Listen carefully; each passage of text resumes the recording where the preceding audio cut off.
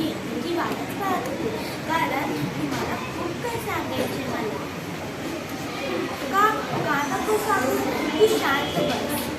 हे बघा, शांत बस ना तुम्ही. नको बोलू का? मी आज खूप अभ्यास केले, म्हणून मला नवीन गोष्टी शिकायला मिळाल्या.